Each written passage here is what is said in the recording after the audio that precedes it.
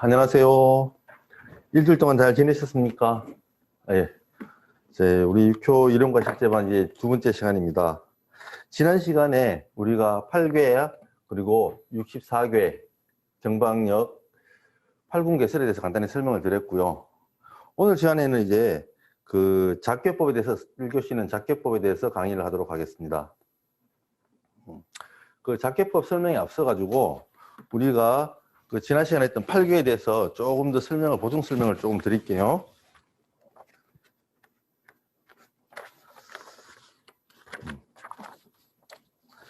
지난 시간에 사상에서 8궤로 나오고 그 8궤의 물상들을 갖다가 설명을 드렸는데요.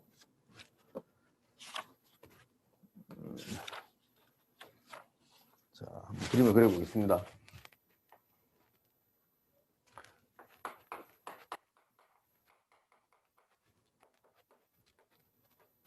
자, 무국에서 태극으로, 그죠?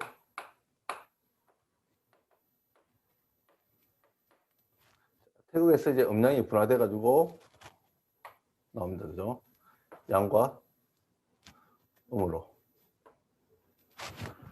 그 다음에 다시 여기를 양이라고 합니다, 양이. 그 다음에 다시 여기서 분화가 된 게 이제 태양, 소음, 음에서 분화된 게 소양, 그 다음에 태음, 이렇게 분화됐었죠, 그죠? 여기가 태양, 여기가 소음, 여기가 소양, 여기가 태음이 됩니다. 사람들이 요 두 개를 제일 많이 헷갈려 해요. 이게 어떤 게 양이냐, 어떤 게 음이냐. 그래서 우리가 사상에서, 이게 사상인데, 이 사상에서는 드러난 거, 위에 드러난 걸로 음량을 잡습니다, 음량을. 그런데 이제 여기서 다시 분화된, 8개로 분화될 때는 드러난 걸로 잡는 게 아니라 이제 짝을 이뤄서 잡습니다.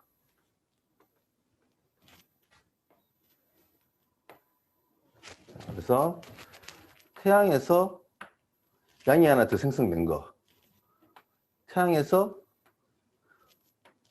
음이 하나 생성된 거, 그 다음 소음에서 양이 하나 생성되고,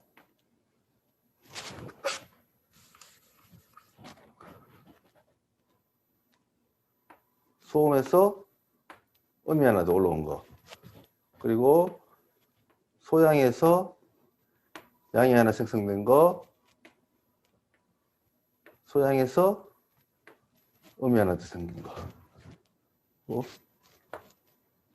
태음에서 양이 하나 나온 거, 그 다음에 태음에서 음이 하나 나온 거, 이렇게 됐죠, 그죠?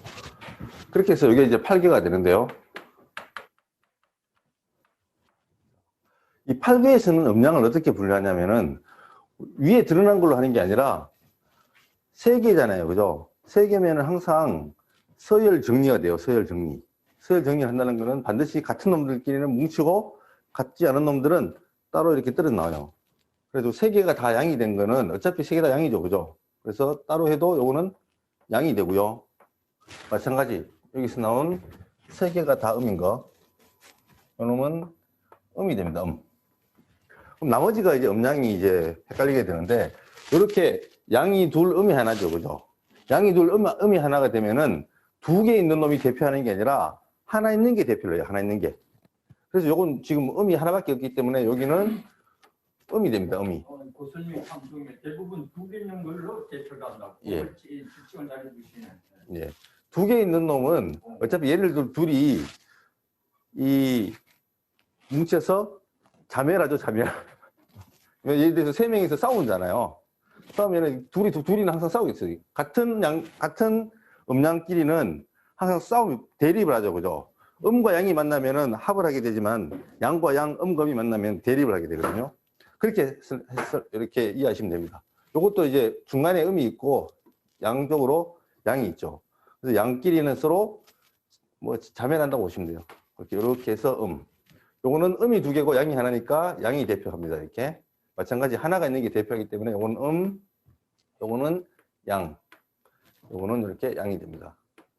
그렇게 해서 총 8개가 양이 4개, 음이 4개 되죠. 그죠? 그래서 음양이 딱 맞습니다. 그래서 이 8개가 되는데, 이제 처음에 8개는 어차피 이름이 없었잖아요. 그죠? 그냥 이렇게 해놓고 나서는 이제 이름을 붙여야 돼요. 근데 이제 이름이 먼저 생겼느냐, 상이 먼저 생겼냐는 이제 계란이 먼저냐, 닭이 먼저냐이기 때문에 그 논하는 건 좀 그거 할 것 같고요. 일단 이름을 먼저 붙이면 요걸 갖다 근이라는 이름을 붙였죠. 그죠? 여기다가 태, 여기다가 이, 요 약자로 쓰겠습니다. 인, 진, 이, 손, 여기다가 감, 여기다가 간, 여기다가 곤. 오늘은 한자로만 쓰겠습니다. 이렇게 해서 근태이진, 손간감곤이라는 이름을 붙이게 됩니다. 이렇게 이름을 붙이고 여기다 이제 사실은 이름보다도 중요한 게 물상이거든요. 그죠? 제가 지난 시간에도 말씀드렸지만은 처음에 이 8개가 만들어졌을 때만 하더라도 인간들이 짐승들이나 아니면은 인간들하고 다투는 시기가 아니었어요. 이렇게. 오로지 자연현상에 대해서 두려워하고 하기 때문에 인간들이 가장 두려워하는 8가지의 물상이에요. 그게 이제 하늘이 되죠. 그죠? 이거는 하늘이 되고, 이거는 큰 못. 그죠? 못이 되죠. 못. 그 다음에 요거는 불. 요거는 우레. 그 다음에 요거는 바람. 그 다음에 요거는 물. 이거는 산, 이거는 땅이 됩니다. 그래. 이렇게 해서. 원래 하늘과 땅을 가장 먼저 인식하게 되죠. 그죠? 그리고 가장 양의 대표하고 음의 대표. 이 대표가 되는 것들이 가장 먼저 인식이 되고, 나머지 있는 것들이 이렇게 우리가 자연에서 봤을 때 가장 어떻게 보면 범접하기 힘든 것들이죠. 함부로 하기 힘든 것들. 이렇게 됩니다. 이렇게. 그리고 이제 이 8개가, 어제도 잠깐 설명드렸지만은, 8개와 8개가 만나서 64개가 된다 그랬죠. 그죠? 이건 더하기가 아니라 실제로는 곱하기입니다. 그죠? 곱하기. 이 8개와 8개가 일단 만났어. 64개가 되는데, 그러면 하늘과 하늘. 엄밀히 말하면 이 하늘은 그냥 우리가 단순히 바라보는 저 하늘도 있지만은 경영의 대상도 되죠. 그죠? 그럼 저런 것들이, 8개들이 물이 물을 만나고 바람이 바람을 만나고 거기서 어떤 풍우가 만나고 해서 자연현상들이 발생하잖아요. 그 발생하는 걸 갖다 64개로 만들어가지고 그게 또 다 이름을 다 붙이죠. 그죠? 이름을 붙이게 됩니다. 애초에 요거를 갖다가 하면은 64개를 갖다가 총 만들어지기 전에 이 8개가 갖고 있는 물상들이 지금 이렇게 천, 지, 그다음에 택, 화, 래, 풍, 수, 살이 됐는데, 그럼 이게 우리가 나중에 지나다 보면은 이것만 가지고 쓸 수가 없죠. 이게 인간 세상에 이제 세상이 인간들이 문명이 발달하고 하면서 인간 세계에 어떻게 적용되느냐. 그래서 사람에게 적용됐을 때, 그리고 또 만물에, 짐승들한테 적용됐을 때는 또 어떻게 적용되느냐. 어제 지난 시간에 잠깐 설명을 드렸는데, 가장 우리가 많이 쓰는 게 이제 오행. 그죠? 이제 음양에서 이제 오행으로 분화가 됩니다. 그죠? 그래서 음양에서 오행이 분화돼가지고 음양설과 오행설이 완전히 갖춰졌을 때 음양 오행설로 인해가지고 우리가 십성이 나오고 육신이 나오는 거거든요. 그래서 이제 오행으로는 어떻게 분류되느냐를 먼저 보게 되면은, 이 오행설은 지난번에 제가 8궁조로 써서 또 설명을 드렸죠. 이렇게. 여기가 근이고, 이렇게 해서 다 써서 설명을 드렸습니다. 그래서 요거는 금이 되고, 여기 또 금. 여기는 그대로 화. 여기가 목. 여기가 수. 여기가 토. 이렇게 된다고 설명을 드렸습니다. 이걸 꼭 알고 계셔야 되는 게, 기본적으로 이게 양금, 플러스니까 양금이 되고, 이건 음금이 되죠. 그죠? 마찬가지. 여기는 사질내는 양목이 되고, 오선풍은 음목이 됩니다. 그죠? 칠간사는 양토가 되고 팔군지는 음토가 됩니다. 그래서 이렇게 원래는 음과 양을 갖다가 금도 다 나눴는데 실제로 저희들이 육효를 할 때는 이거를 음양을 구분하지 않습니다. 오행만 씁니다. 이제 육효에도 좀 더 다른 종류인 화주름이라는 게 있는데 화주름이라는 전법에서는 이 음양을 다 분리해서 써요. 그런데 굳이 안 해도 문제가 없더라는 거예요. 이렇게. 네. 그리고 여기서 지금 배속되는 게 가장 중요한 게 이제 사람한테 어떻게 적용할 때가 제일 중요하잖아요. 그죠? 사람한테 배속될 때는 이것이 아까 지난번에 집안에서는 아버지, 그리고 집안에서는 어머니 이렇게 됐고요.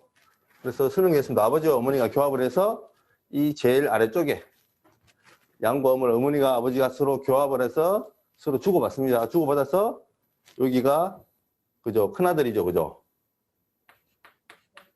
예, 장남과 장녀가 나왔다. 그래서 두 번째 교접을 했더니 요거 중간과 중간을 갖다가 서로 바꾸어 가지고 중남과 여기 중녀, 중녀와 여기 중남을 얻고 마지막에 소남, 막내와 소녀, 막내딸을 얻었다 그랬습니다. 근데 요게 이제 나중에 쓰이는 게 우리가 납가법을 할 때 꼭 쓰입니다. 이렇게 납가법 할 때 이게 아버지냐 딸이냐 아니면 아들이냐, 아들 중에서 몇째 아들이냐, 몇째 딸이냐에 따라서 붙이는 납값이 달라지거든요. 그래서 기본적으로 요거는 다 알고 계셔야 된다. 그리고 여기서 이제 분화되면은 아버지가 집안에서는 아버지지만 밖에 나가면은 노부가 되죠. 그죠? 노신사가 되죠. 그죠? 어머니가 집안에서 어머니지만 밖에 나가시면은 이제 소위 말해서 좀 연세가 드신 뭐 할머니라 그러면 좀 뭐하고 요즘은 60 되셔도 할머니 소리 들으면 혼나잖아요. 그죠? 그 정도 연세 되시는 분의 이제 노부인이 됩니다. 이렇게. 그리고 장녀, 장남은 이제 중년이 될 거고요. 중남, 중년은 이제 청년층이 되겠죠. 이제 막 사회 활동을 시작해서 막 활발하게 하는 청년층이 될 거고, 소년은 이제 소년하고 소남은 이제 뭐 사춘기나 이제 막 그 정도 되는 애들이 되겠죠. 그죠? 그래서 요 물상들을 잘 기억하셔가지고 요거는 반드시 암기를 하고 계셔야 됩니다. 제가 64개는 외우라 소리를 안 하잖아요. 이렇게. 하지만 이 8개 상 이거는 기본적으로 다 암기하시고 요게 머릿속에 이렇게 딱 들어있어야 돼요. 제가 여기서부터 강의해서 내려왔던 이 강의 내용이 실제로는 뭐 주역이나 아니면 다른 역에서는 이게 핵심이거든요. 그럼 이제 뭐 무국 강의하시는 분들, 태극 강의하시는 분들 이거 가지고만 책을 몇 권 써냅니다. 이렇게. 우리는 그렇게 머리 아픈 건 안 하고요. 그냥 결과만 받아들여서 씁니다. 이렇게. 그래서 이 8개에서 8개에서 시작된 64개가 같은 놈들끼리 이렇게 그죠? 요거 근위천부터 시작해서 팔군지까지 갈 때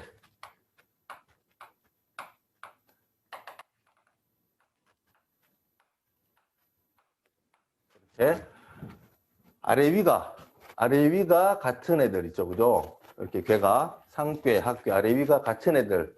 얘들이 총 8개가 나오죠. 그죠? 이 각 8개를 갖다가 우리가 수괴. 머리 숫자를 쓰고, 왜 수괴라고 했냐?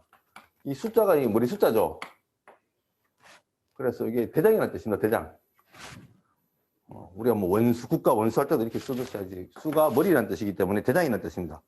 위아래가 똑같기 때문에 위아래가 똑같은 8개를 갖다가 수계로 잡고 그리고 각 국면에다가 배치하죠. 그러면 이거는 금과 금이 만났으니까 이게 자동적으로 오행은 자동적으로 이렇게 금이 따라 올라가겠죠. 그죠? 예, 그래서 이거는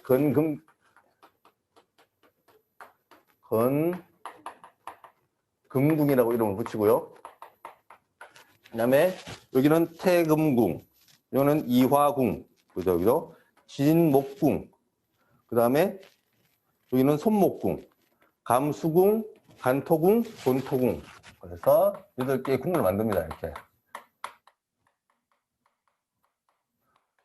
이 8개의 궁을 만든 다음에 그러면 밑에 나머지 그러면 총 8개니까 8 곱하기 8 해야 64가 되잖아요. 그죠? 나머지 7개의 괴는 어떻게 배치할 것인가? 소속을 배속을 시켜야 되죠. 그죠? 강제적으로도 배속을 시켜야 됩니다. 뭐 주역의 뭐 상경, 하경에 따르면 그 순서대로 배제시킬 수도 있는데 그게 조금 뭐 이론적으로 의리역의 그 어떤 의미는 있겠지만은 실질적으로 꼭 그렇게만 해석할 수 있는 건 아니거든요. 그래서 이건 우리는 상수학이잖아요. 지난번에 할 때 의리역과 상수역이죠. 이 의리역은 이제 주역을 필두로 하는 그야말로 수신과 치국을 위한 학문이라면 상수역은 실질적으로 우리가 점을 보기 위한 것, 그리고 상을 벌써 실제적으로 쓰기 위한 거죠. 그래서 우리는 이 상수역이란 말이에요. 그럼 상수라는 상이라는 것은 모양 상태도 그죠. 코끼리 상태도 되지만 모양 상태도 됩니다. 이렇게 이 상 모양과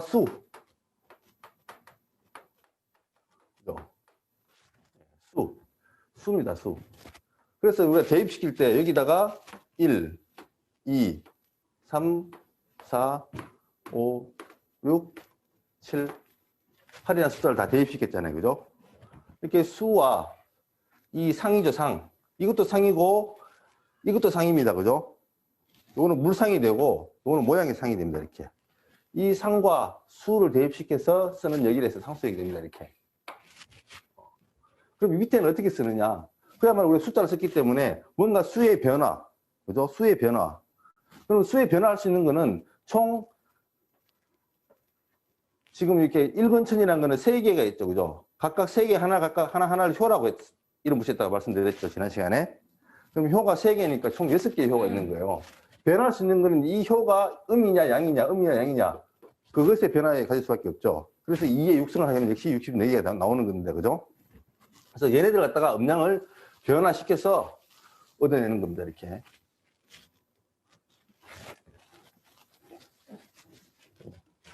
그래서 우리가 주역을 하시는 분들은 이 자체로 그냥 변화시켜서 다시 기억을 만들어내서 쓰는데 우리 육효는 이거 그리기가 어렵다 그랬죠. 실제로 해보면은 이게 편한지 이거를 세워서 쓰는 이게 편한지는 해보시면 압니다. 예. 저는 그래서 억지로 이거 강요는 안 합니다. 이렇게. 나는 죽어도 이게 좋아 하시면 이거 쓰셔도 상관없습니다. 그래 보면은 이게 편하더라고요. 그리고 원래 괴는 항상 최후부터 그리 올라가야 되는데 우리는 어쩔 수 없이 스피드죠. 그죠? 스피드를 위해서 써옵니다. 이렇게. 하지만 읽을 때는 항상 최호, 2호, 3호, 4, 5, 6호가 간단 말이죠. 그래서 1, 2, 3, 4, 5, 6호 순서를 하고 우리가 점을 칠 때는 칠판이 좀 이상하네. 반드시 목적과 대상이 있습니다. 그죠?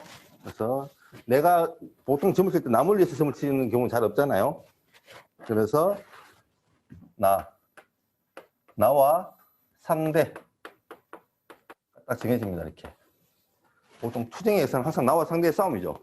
그래서 나를 어디 두고 상대를 어디 둘 것인가가 정해져야 됩니다. 그럼 이걸 어떻게 결정을 하느냐? 우리는 효는 6개밖에 없죠. 그죠? 이 6개 안에 나를 집어넣고 상대를 집어넣어야 돼요. 그리고 그 사람들이 어떤 투쟁을 벌였을 때 누가 이기느냐 지느냐 이거 판가름하는 거거든요.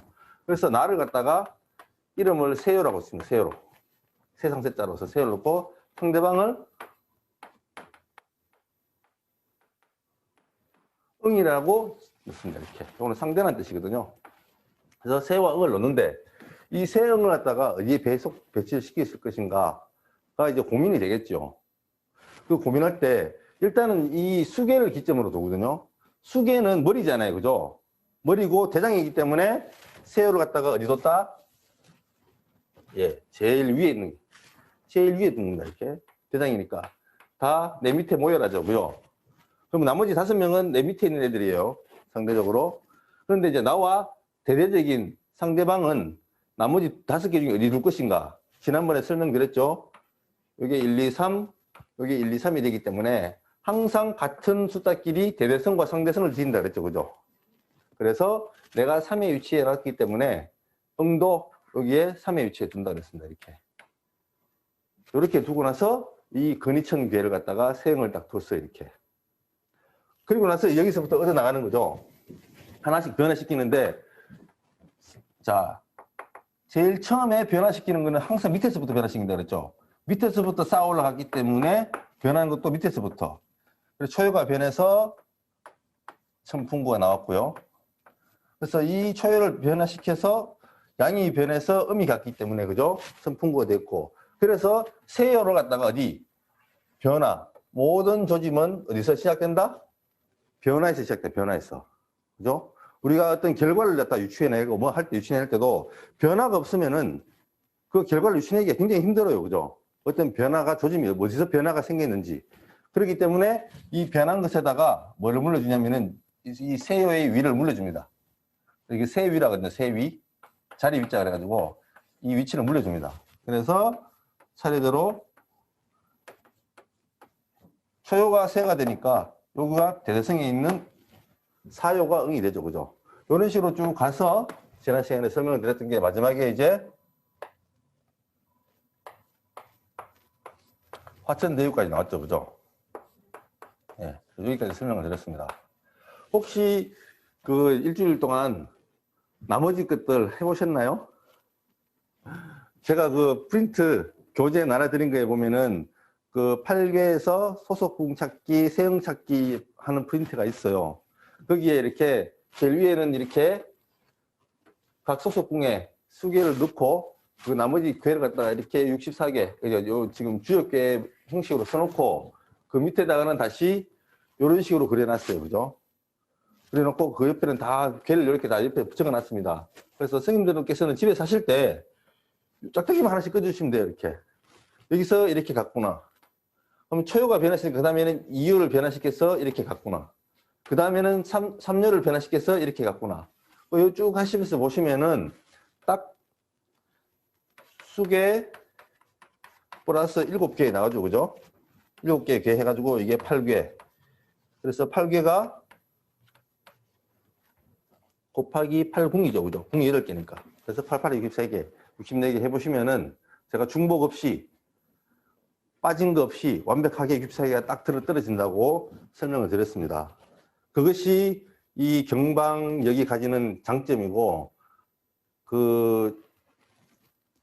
이 괴를, 음량을 변화시키는 노력들을 갖다 그동안에 역학자들이 뭐 지금 2000년 이상 수도 없이 시도를 했어요. 새로운 역을 만들려고. 딱 이분 한 분만 성공했다 그랬죠. 경방역 외에 다른 역은 만들어진 적이 없습니다. 이렇게. 16변이라 가지고 이거를 초요, 2요, 3요, 4요, 5요. 우리는 5요 다음에 6효에는 동원 안 시킨다 그랬죠. 그죠? 다시 내려갔지만은 6효까지 변화시켜 가면서 하는 16변도 있어요. 16변을 하게 되면은 256개의 개가 나옵니다. 그럼 64개에서 256개가 나오면 결국 중복이 몇 번 되는 거죠. 그죠? 여러 번 중복이 돼요. 그 수많은 실패를 거친 끝에 나온 결론이 이거거든요. 그래서 6회의 장점은 여기 있다. 경방역에 있다. 그래서 제가 사실 지금 몇 년 동안 강의하면서도 한 번도 이 경시역전의 결정체란 말을 안 쓰고 이번 강의에서 처음 쓴 이유가 바로 그것 때문입니다. 이렇게. 뭐 제가 따로 독립적으로 강의 처음 시작하는 것도 있지만은 이걸 꼭 선생님들한테 알려드리고 싶었어요. 6효가 굉장히 이 과학적으로 만들어져 있고 자랑스러운 학문이라는 걸 갖다가 꼭 알려드리고 싶었어요. 자, 그리고 오늘은 이제 작계법에 대해서 설명 들어가겠습니다.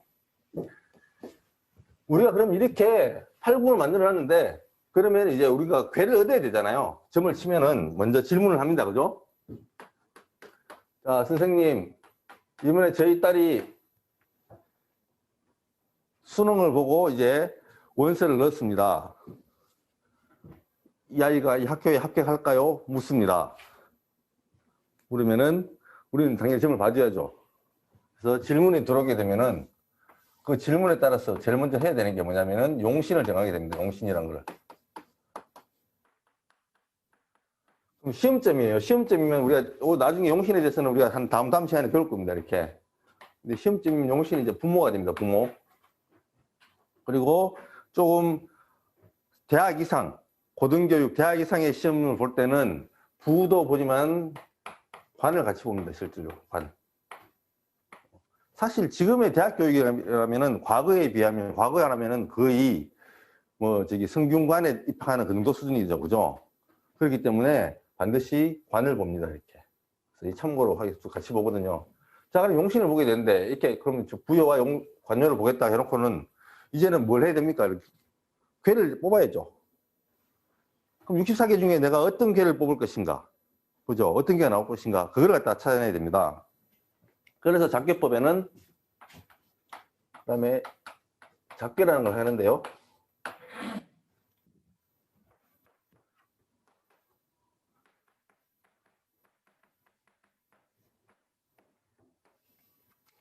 이 작괴는 이제 과거에 제일 처음에 이 육효뿐만 아니고 주역도 마찬가지고 점을 쳤을 때는 시초법이라 해가지고 그 시초라는 풀이 있어요.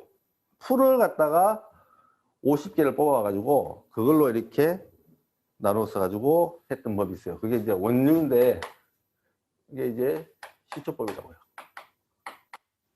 이거는 이제 18변법이라고 하는데 이게 한번 이걸로 만들어 가지고 한번 작계를 하면은 제가 해봤는데 한 15분, 길게는 30분까지 걸려요. 이렇게 하다가 헷갈리면은 너무 오래 걸리죠.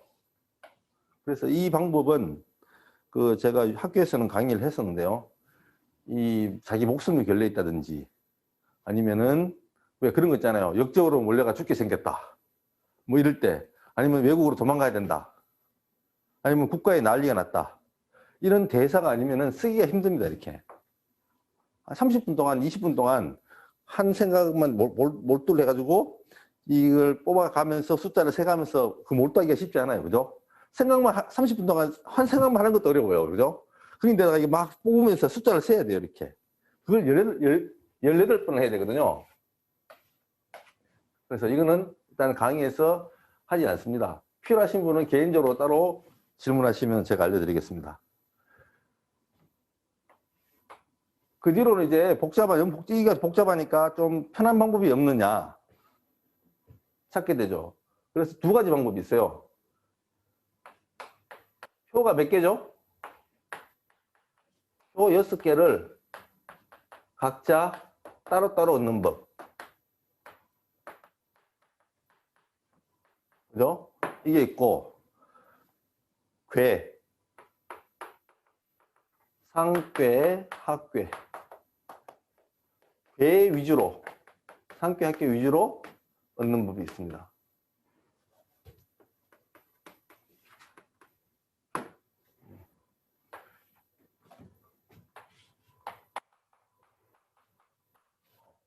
우리가 어차피 효를 점을 치면 괴를 얻으면 효가 6개잖아요. 그죠? 6효니까 6개니까 그 6개의 효를 갖다가 각자 얻는 법이 있어요. 아까 우리 저기 1권천부터 8권천까지가 8개죠. 그죠?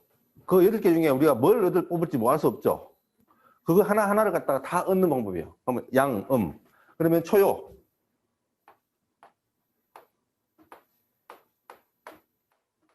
자, 여기 초요에 올 게 양이 올지, 그죠? 양이 올지, 음이 올지. 그러면 양이 음으로 변하는 과정에 있는 이게 올지, 음이 양으로 변하는 게 이게 올지. 요 네 가지를 정하는 게 그죠? 확률은 이 네 가지예요. 자, 요거는 무슨 표시냐 처음 보셨죠? 요거는 아까 양괴, 양효, 요거는 음효인데, 요거 이렇게 해가지고 이렇게 슬러시 표시되죠, 그죠? 요거는 뭐냐면은 양이 변했다는 뜻이에요. 양이 변한다는 것은 처음에는 시작은 양인데 결과가 뭐가 되겠어요? 음이 되겠죠. 시작은 양인데 음이 되는 거고. 요거는 음이 변했다는 뜻이에요. 처음에 음이었는데 음이 마음을 바꿨어요. 바꿔가지고 나는 양으로 갈래 라고 하는 거예요. 그러면은 예를 들어서 우리가 지난번에 했었잖아요. 건이천개가 우리가 세효가 상효에 있었는데 초효를 동을시켜서 얻은 게 풍부를 얻었다 그랬죠. 그죠? 그러면 요렇게 표시되는 거는 실제로는 요거와 요것이 같이 있게 되는 거죠. 그렇죠? 요렇게 표시되면은 요렇게 얻은 거는 요거하고 여기 같이 존재하죠, 그죠? 그럼 요거는 결국 요걸 표시하는 거예요, 이렇게. 그래서 처음은 여기였고, 나중은 여기가 돼요, 이렇게. 그러면은 시작은 여기였는데, 끝은 일로 갔다는 표시겠죠, 그죠? 그럼 여기서 이제 변하는 게 많으면은 굉장히 복잡해지겠죠, 그죠? 여러 개가 변하기 때문에 여러 개가 변하는 것은 그만큼 변화의 어떤 원인이라든지 아니면 요소가 많다는 거예요. 그리고 그 원인에 해당되는 것들이 다양한 원인들이 중첩돼서 갈 수 있다는 거죠. 하나만 딱 변하면은 아, 요게 문제가 됐구나 할 수 있는데 요 놈도 변하고 요 놈도 변했어. 그러면 요 놈과 요 놈이 다 변했기 때문에 얘도 원인이 되고 얘도 원인이 되겠죠. 그죠? 그래서 만들어진 결과는 이렇게 된다는 거죠. 그죠? 그걸 표시하는 겁니다. 그래서 요런 걸 얻게 되는 걸 갖다가 이제 작괴를 합니다. 작괴. 근데 작괴가 아까 말씀드렸지만 이렇게 표 하나하나를 다 얻는 방법을 6개를 각각 따로 얻는 법이면 총 몇 번을 해야 되겠어요?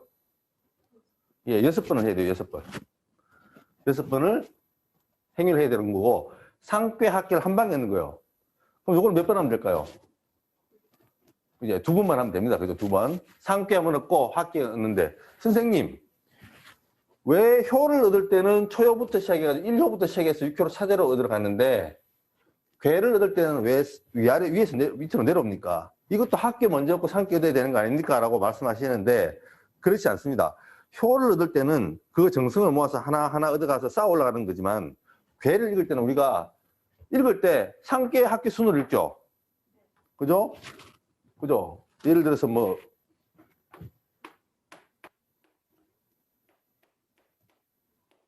자, 이런 게 얻었다 그러면은 이거는 뭐죠? 요거는 오선풍이죠. 오선풍. 그다음 오선풍. 요거는요? 예, 사질레입니다. 사질레. 그래서 여기 위에 게 상괴가 오선풍, 합괴가 사질레니까 위에가 풍, 밑에가 사질레죠. 그죠? 그래서 풍레가 돼가지고 여기에 풍레 입괴가 됩니다. 입괴. 그래서 읽을 때, 괴를 읽을 때는 전체를 갖다가 하나 통째로 상괴, 합괴 읽기 때문에 우리가 괴를 통째로 얻는 작괴법을 할 때는 순서가 상괴를 먼저 얻고 그 다음에 합괴를 얻게 됩니다. 요건 이해되시죠? 그래서 지금 크게 두 가지로 나누는데 이렇게 나눠가지고 이 6개 하나하나 얻는 방법을 갖다가 이게 우리가 일반적으로 표현하기를 완전작괴법이라고 그래요. 그리고 상괴, 합괴를 갖다 따로따로 얻는, 괴를 통째로 얻는 법을 요걸 갖다가 뭐 단순작괴법. 이렇게 합니다. 그럼 이 두 개의 차이가 뭐냐? 왜 그러면 이거는 6개를 따로따로 얻고 이거는 한 방에 넣느냐? 요 상괴, 합괴를 위주로 얻는 방법에는 반드시 뭘 하나를 만들어내냐면은 동요. 그 동요의 개념이 뭔지 아시죠? 아까 이렇게 짝대기 꺼가지고 이렇게 변했던 거. 이랬던 거. 얘네들이 이걸 동요라고 합니다. 이 동요를 반드시 강제적으로 얻게 돼 있어요. 강제적으로. 하나를. 동요 한 개를 따로 얻는다. 그래서 총 몇 번? 기본 2번에다가 동요 얻는 방법까지 3번의 방법을 써야 됩니다. 그죠? 그리고 완전작괴법은 그냥 6번을 마구잡이를 하면 됩니다. 특징은 이 단순작괴법을 하게 되면 동요가 한 개만 나오게 돼. 한 개만. 강제적으로. 그래서 우리가 원인과 결과를 알고 싶을 때, 단순하게 결과를 알고 싶을 때는 이 단순작괴법으로 간단히 나와요. 나하고 저놈이 싸우면 누가 이길까? 딱 점을 쳤습니다. 그럴 때는 뭐 네가 힘은 어떻게 어떤 우위에 있고 또 뭐 체격 조건은 또 어떤 우위에 있고 기술 조건은 어떤 우위에 있는지 그거 일일이 다 알아야지만 저는 알겠습니다. 속이 시원하겠습니다 하는 완전작괴법으로 있다면은 단순하게 그런 거 필요 없고 결과만 알려주세요. 그러면 이걸 쓰는 게 낫습니다. 그죠? 상승 필요 없어요. 일단 결과부터 알려주세요. 그럴 때는 주로 많이 쓰는 방법이 이 방법입니다. 좀 급할 때 그리고 크게 뭐 목숨에 관계됐다든지 뭐 아니면 내 신상에 관계됐다든지 모든 점이 신상에 관계됐겠네요. 사실. 그러니까 중요한 사건, 그죠? 뭐 입시, 취직 등등 한마디로 이제 목숨을 걸었다. 뭐 사소한 일에도 목숨 걸으시는 분들이 계시겠지만 목숨을 걸 정도가 일이 아니라 시간이 촉박하고 빨리 결과를 알고 싶을 때는 단순 잡기법을 위주로 우리가 잡기 하시는 분들이 많고요. 그게 아니라 좀 이게 깊이 생각하고 뭔가 방책을 갖다 좀 자세하게 알아내야 될 필요성이 있겠다. 그럴 때는 이 완전 잡기법을 쓰게 됩니다. 그러면 요거는 각 효 하나하나를 얻는 방법이기 때문에 양, 음이 변하고 양이 변하는 네 가지 변수를 할 수 있는 방법만 있으면 되겠죠. 그죠? 그리고 요 상쾌합계는 그냥 총 궤가 몇 개죠? 예, 8개, 8개니까 8가지 경수 놓고 그 중에서 상쾌 하나 얻고 합계 얻는 방법이니까 뭐 어떻게 보면은 이 준비해야 될 준비물은 이 다순작법이 좀 더 많이 있어서 얘는 최소 8개 있어야 되죠. 그죠? 숫자를 갖다 이게 뭐 예를 들어서 뭐 구슬에다가 아니면 대나무에다가 이렇게 숫자를 써놓더라도 최소한 8개는 넣어놔야 되잖아요. 그죠? 그럼 8개 넣어놓고 하나 뽑고 난 다음에 얘를 다시 집어넣고 또 뽑아야 되겠죠. 그죠?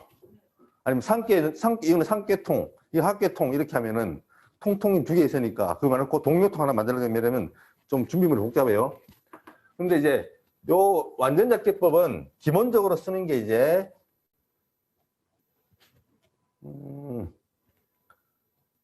요거를 일단 지우겠습니다.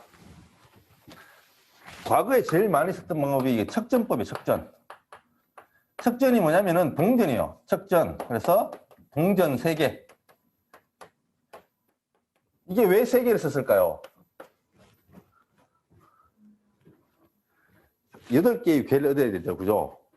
그래서 8개의 궤를 얻어야 되는데 잘 보시면은 이거잖아요. 그죠? 하나, 둘, 3개 각각 음량이 있죠. 그죠? 그러면 요거 하나 얻어야 되니까 총계 3개가 있으면 됩니다. 그죠? 3개를 쫙 던져서 그죠? 셋 다 양이 나오면은 양.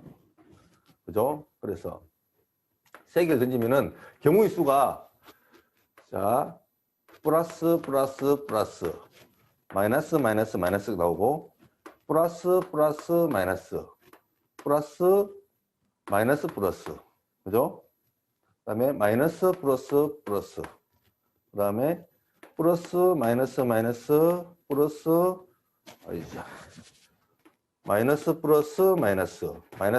플러스 이 총 8가지 경우가 나옵니다. 이렇게. 그렇죠?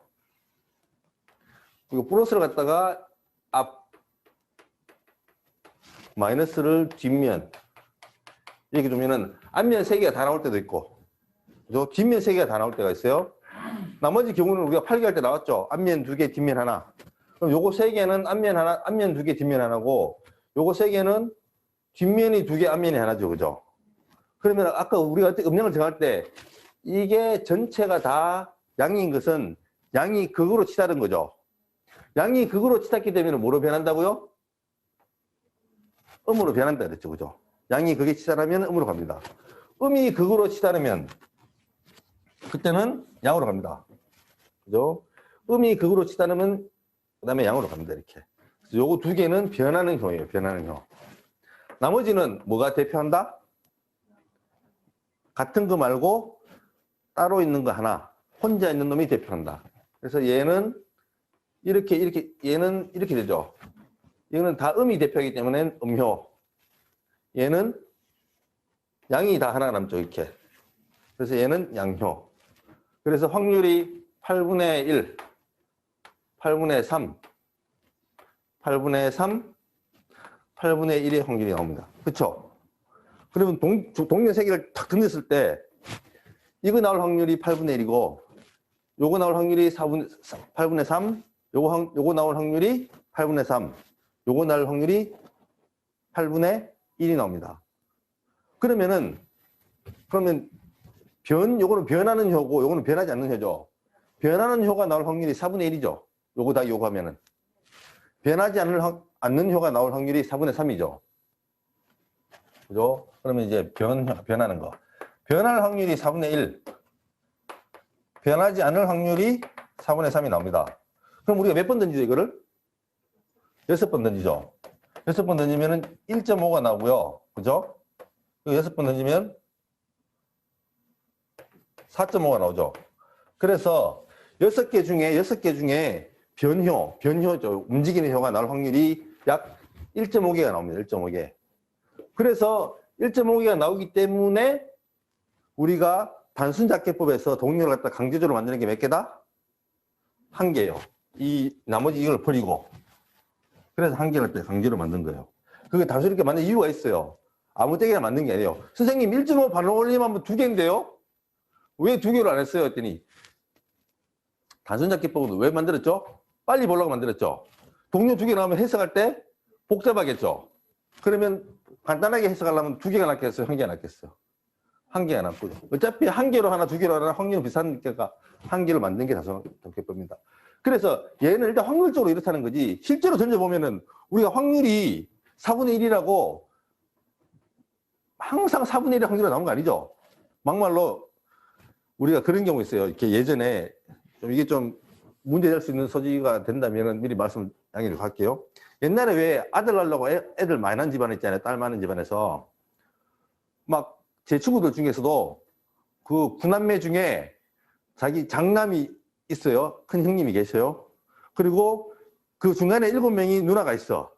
자기가 막내야. 9명인데 이 집에서는 아들 하나 놓고 나니까 불안하니까 아들 하나 더 놓고 싶어서 뒤로 연달아서 7명의 딸을 낳았어요. 마지막으로 한 번 더 해보자 해서 나온 게 제 친구예요. 그래서 확률로 따지면은 사실 2분의 1이잖아요, 어차피. 그렇죠. 2분의 1이니까 9명을 놓으면은 최소한 아들이 4명. 4명, 4.5명이 나와야 돼. 4.5명이 없으니까 4명 아니면 5명이 확률적으로 나와야 되지만 실제로는 그런 거 많단 말이에요, 이렇게. 마찬가지로 우리가 이 완전작계법을 얻으면은 동료가 평균적으로 1.5개가 나온다 그랬죠, 그죠?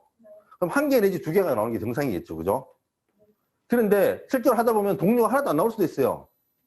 또 6개 전부 다 동료 나올 수 있어요. 그럼 4분의 1 확률로 6분 쫙 곱하면은 이게 4의 6승분의 1이에요. 그러면 거의 1000몇백분의 1의 확률로는 6개가 다 동할 확률이 있어요. 그 중에 어떤 게 나올지는 알 수 없어요. 그래서 완전작계법을 얻을 때는 완전히 완전히 맡기는 거예요, 이렇게. 그래서 동료가 몇 개가 나오든지. 그래서 보통 점을 쳐보면은 복잡한 사안, 마음이 괴롭거나 복잡하고 원인과 이런 것들이 복잡하게 얽혀있는 사건일수록 동료가 많이 나옵니다, 이렇게. 그리고 단순하게 해도 아주 단순한 것들, 그런 것들 같은 경우는 동료가 적게 나오고. 그래서 완전작계법의 장점은 바로 뭐야? 그 전체를 갖다가 아우를 수 있는 많은 변수들을 갖다 좀 더 자세하게 볼 수 있겠죠, 그럴 때는 이 방법을 쓰게 됩니다, 이 방법을. 그러면 척전법만 있느냐? 그럴 리가 없죠, 그죠? 척전법은 동전을 던지는 거고요. 이게 이제 동전을 많이 던지다 보니까 특히 무속인들이 많이 쓰세요, 그죠? 무속을 저는 폄하하진 않는데 일반 이게 인식이 좀 안 좋은 게 있어요. 네, 그래서 잠깐만요, 죄송합니다.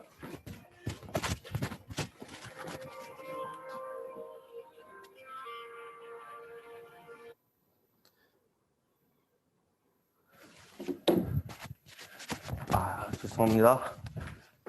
이 척전법을 던지면 좀 시끄럽기도 하고, 이 좀 모양새가 빠진다고 해서 잘 안 쓰시는 분들이 많아요. 그래서 요즘을 많이 쓰시는 게 뭐냐면은 주사위를 많이 쓰세요, 주사위.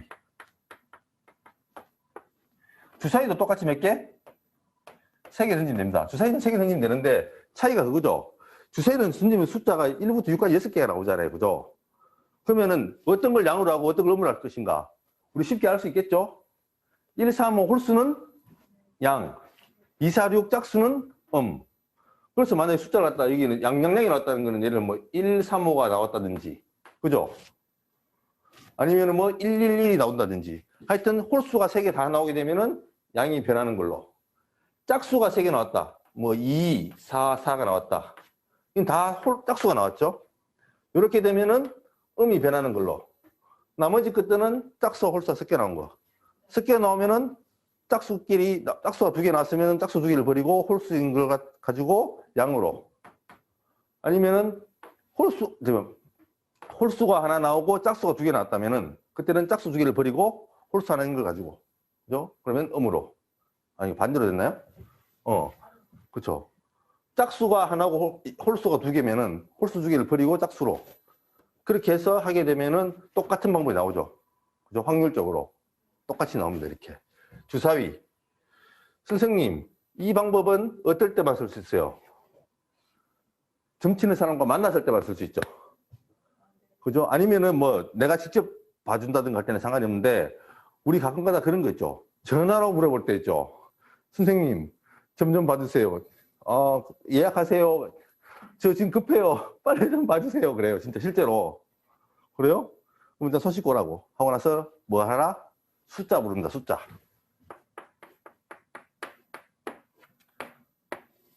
숫자를 부르는데 그럼 숫자가 필요한 숫자가 몇 개예요?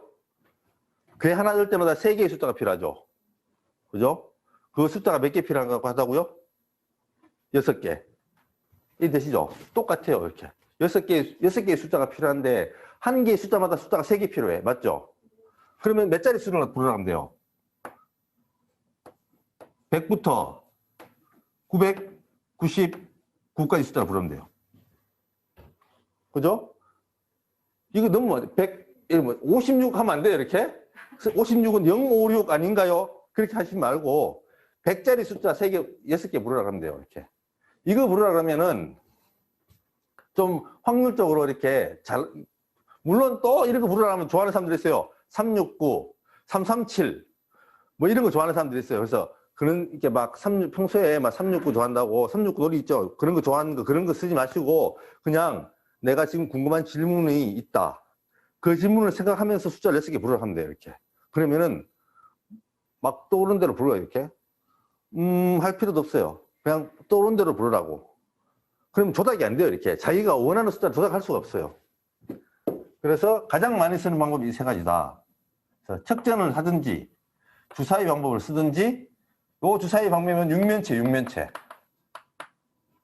그죠? 아니면 숫자, 3자리 숫자 딱 6개 부르라. 그죠? 요거는 육면체고 총 6번. 6번에, 그죠? 6번을 해야 되죠. 그죠? 이렇게 하는 방법이 가장 일반적인 방법이고, 이거 말고도 다른 방법이 있는데, 그건 알아서 개발해서 쓰세요, 이렇게. 제가 강의에서 해줄 수 있는 거는 요겁니다. 이런 원칙에 의해서 괴가 나온다는 이것만 설명드리면, 이거 원칙에만 맞으면 어떤 걸 쓰셔도 상관이 없습니다. 그죠? 근데 확률적으로 이렇게 안 나오는 걸 쓰시면 안 돼요. 이거는 확률적으로 이렇게 나오는 방법이 합리적이기 때문에 제가 이 확률을 갖다 써드린 거예요. 유추하면서 또 갑자기 숫자 확률 쓰니까 갑자기 또 어려워하시는 분도 계실지 모르겠지만은 이게 만들어진 원칙이 있는 거예요, 이렇게. 변할 확률과 변하지 않을 확률에 대해서 이렇게 해놓고 만들어진 거기 때문에 요 원칙에 확률을 맞다면은 본인들이 새로운 방법을 개발해서 쓰셔도 좋습니다. 그 개발하신 분들은 꼭 좀 알려주세요. 저도 참고로 좀 하게. 참고로 저는 이제 주사위를 많이 쓰고 숫자를 제일 많이 쓰고 있습니다. 그러면 이제 완전잡기법은 이거 말고 제가 알고 있는 방법은 거의 다 알려드렸고요. 그 다음에 이제 우리가 쓰는 게 이제 단순잡기법이죠. 좀 지우겠습니다, 이제. 단순잡기법은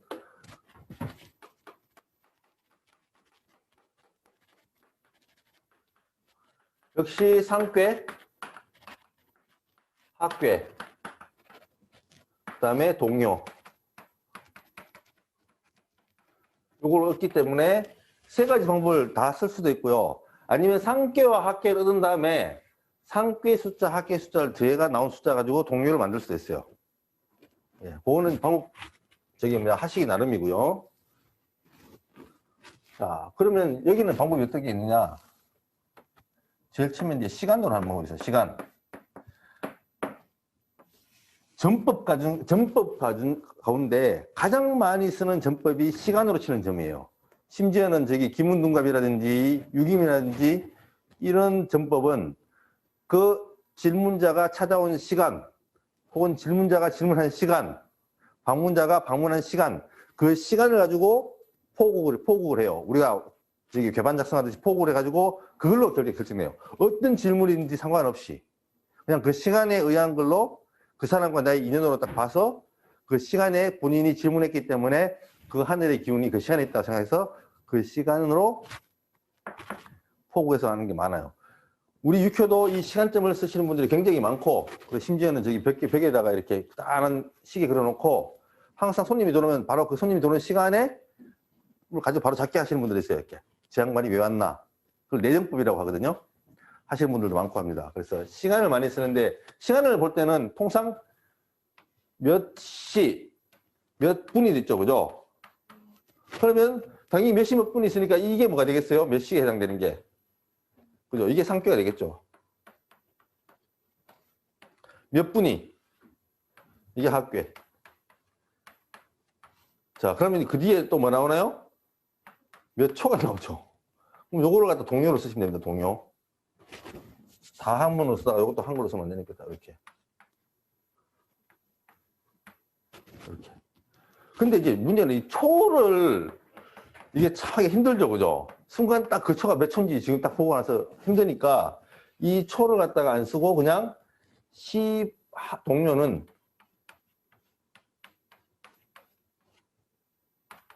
동료는 이게 상괴 플러스 학괴 나누기 얼마일까요? 예, 왜 6일까요? 효가 6개니까 이게 동료는 6개입니다. 효 이렇게 합니다. 그러면 당연히 C는 나온 숫자 가지고 나누기 뭘 할까요? 8을 하겠죠. 예를 들어서 뭐 12시다. 사실 12시면은 뭐 나누기 할 필요도 없어요. 이렇게 그냥 12시면은 8 다음에 9, 10, 11, 10이잖아요. 그죠? 그러면 1, 2, 3, 4, 5, 6, 7, 8 하고 9는 다시 1m로 가야겠죠. 순서대로 이렇게. 그럼 이렇게 12시는 괜찮은데 23시다. 그럼 이게 이제 23시는 처음부터 쭉 8하고 9, 10, 11, 12, 13, 14, 16 너무 어렵죠. 그죠? 한참 가야 되니까 나누기 8하면 된다. 8개니까 8로 나눠가지고 그 목성 버리고 항상 우리가 나머지를 쓴다 그래요. 나머지를. 그래서 나머지 8로 나눈 나머지를 쓰셔도 되고요.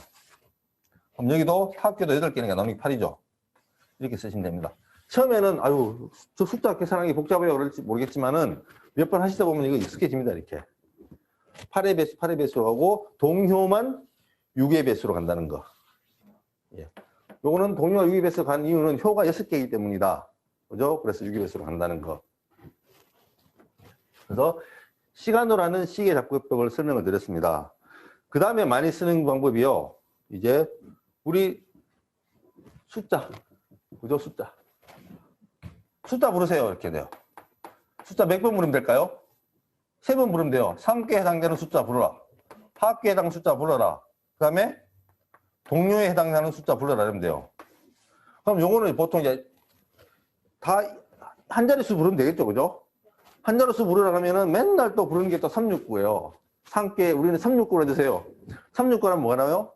화, 수, 미제, 구는 3연동이죠. 그죠? 그래서 화수미제 3연동 하면 맨날 화수미제, 화산리가 나와. 화풍경이 나와. 그래서 한 자리 숫자 부르라고 하면 여러 번 점을 치다 보면은 어떻게 되냐면은 이제 자기가 좋아하는 숫자 있어요. 248, 135, 그죠?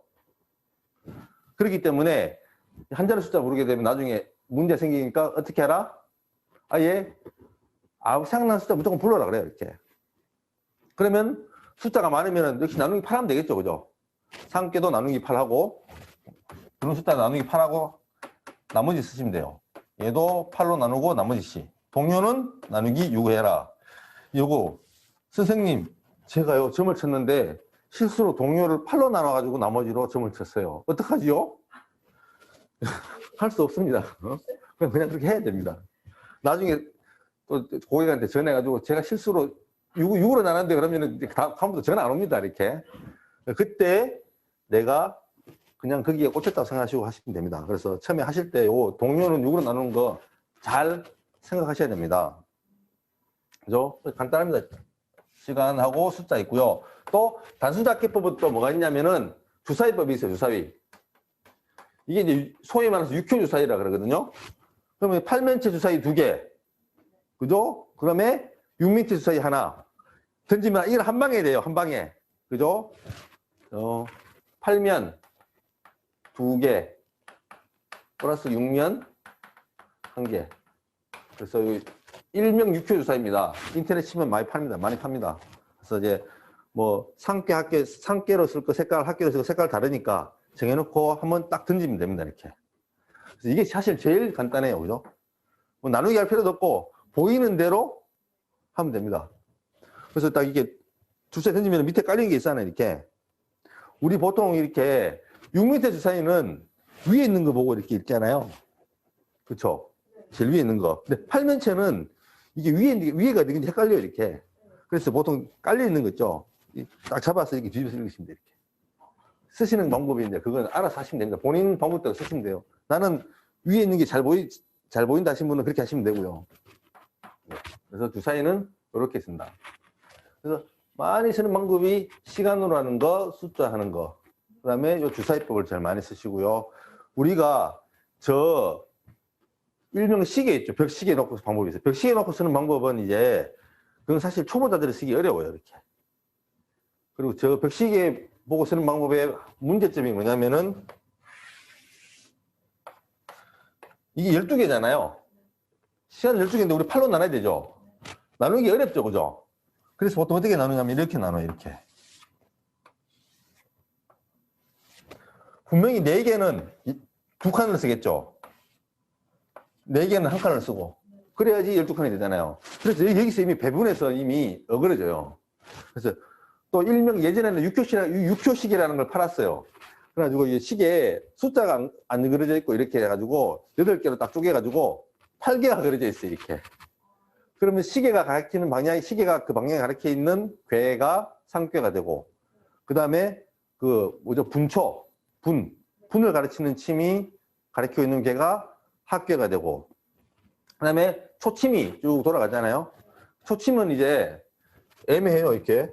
그래서 초침을 또 다시 6개로 쪼개가지고, 초요, 2요, 3요, 4요, 동요 해가지고 그런 게 옛날에 있었는데, 지금은 인터넷에 안 팔더라고요.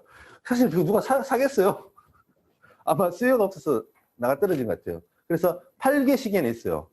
그래서 8개 시계로 쓰셔도 되고, 근데 그리고 시계는 사실 내정법을 위해서 쓰는 거기 때문에, 좀 고수가 된 다음에 공부하셔도 됩니다, 이거는. 그래서 오늘 강의 요 시계법은 좀 생략하고요. 또 단순학교법은 여기도 주사위법, 숫자 시간법, 여기도 숫자라 주사위, 여기는 측정법, 이렇게 해서 기본적인 걸 설명드렸습니다. 이게 가장 많이 쓰는 방법이고, 또 제가 거의 95% 이상이 이 방법 외에 다른 방법 쓰시는 분들 별로 없어요. 뭐 굿을 쓰시는 분들도 있는데, 그거는 이제 소위 말해서 호객을 하기 위한 이 쇼일 뿐이에요, 사실. 굿을 이만큼 집으래요. 하면 이만큼 집는 숫자. 이만큼 집으면 상궤, 이만큼 집으면 합궤, 이만큼 집으면 동료. 뭐 다른 거 없죠, 숫자 부르는 거랑. 원리는 다 똑같습니다, 이렇게. 그래서 각자 나머지 방법들은 이 원칙을 알고 계시면은 이 원칙에 따라서 새로운 방법을 찾는 거는 여러분들이 충분히 하실 수 있다. 또 뭐 사람이 들어왔을 때 색깔 가지고도 할 수 있어요, 이렇게. 오행 가지고 색깔 가지고 할 수 있고, 신체적 특징 가지고도 할 수 있어요, 이렇게. 그런 것도 할 수 있는데, 이제 그런 방법들은 정말 자기가 고수가 되지 않으면 쓰지 말라 그래요. 너무 건방져 보이기도 하고, 또 그 정도 쓸 수 있으려면 이미 나는 프로라는 의식이 있어야 돼요, 그죠?